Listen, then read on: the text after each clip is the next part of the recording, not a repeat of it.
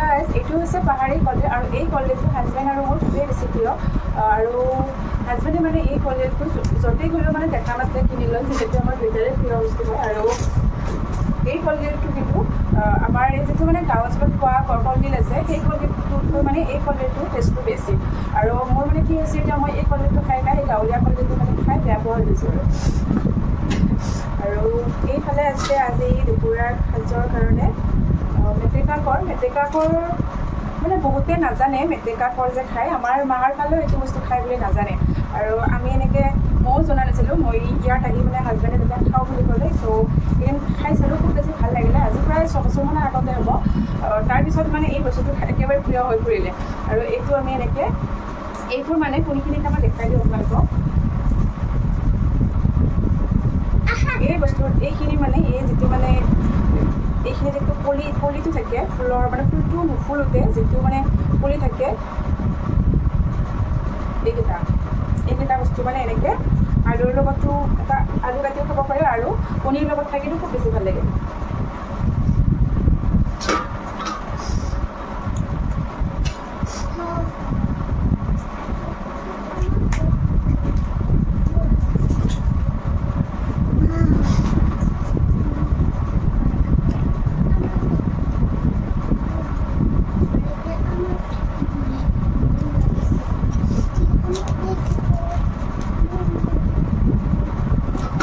আমি দুজনে খাম আৰু 3 দিনমান যাব আমাৰ দুজনৰ ঘৰত 3 দিনমান খাব পাৰিম আমি আৰু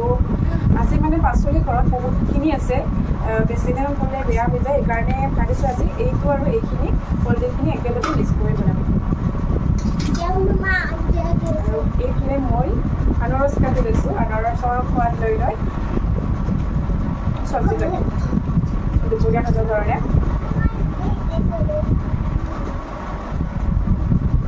আৰু মই কলডিল কাটিব নাজানো আমাৰ মাহঁতেও বেলেগকৈ কাটে আৰু মই কিন্তু এনেকৈ ডাঙৰকৈ কাটোঁ আৰু এনেকৈ খায়ো পিঁয়াজ বেছিকৈ দিব লাগে মই কিন্তু আলু কেতিয়াবা নিদিওঁৱে আলু পিঁয়াজ বেছিকৈ দিওঁ আৰু জ্বলা পিঁয়াজ দি এনেকৈ নৰ্মেলকৈ ভাজি খাওঁ বেছি ভাল লাগে কি দেখা পানী তোমাৰ বটলত আছে যোৱা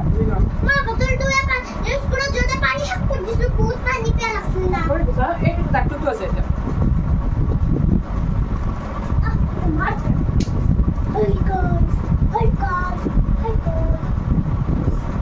সেইটো অফ কৰি দিবা মোবাইলটো অফ কৰি দিবা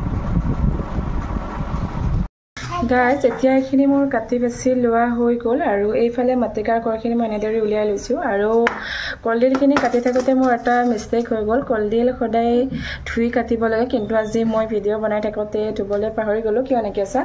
আৰু পাহৰি গ'লোঁ আৰু মানে কাটি ধোৱাৰ পিছত মানে কি হয় ইয়াৰ মানে প্ৰায় 50% আইৰণটো গুচি যায় কলডিলত থকা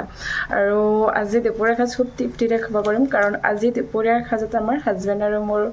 মানে গোটেইখিনি হাজবেণ্ড আৰু মোৰ প্ৰিয় বস্তু আছে আৰু এইফালে আছে মটন চিকেন আৰু আমাৰ ছোৱালীৰ প্ৰিয় বুলি একো নাই তাই কণীটোৰ বাহিৰে বাকী সকলো বস্তু মানে তাইক জোৰ কৰিয়ে খুৱাব লগা হয় এফালে কেতিয়াবা মাছো নাখায় কেতিয়াবা মন গ'লেহে খায় মাছ মাংস আৰু মাংসটো প্ৰায় নাখায় কেতিয়াবাহে খায় এয়া মোৰ ভাত সাজ ৰেডি হৈ গ'ল আজিলৈ আহিছোঁ বাই আকৌ লগ পাই আছোঁ নেক্সট এটা ভিডিঅ'ৰ মাজেৰে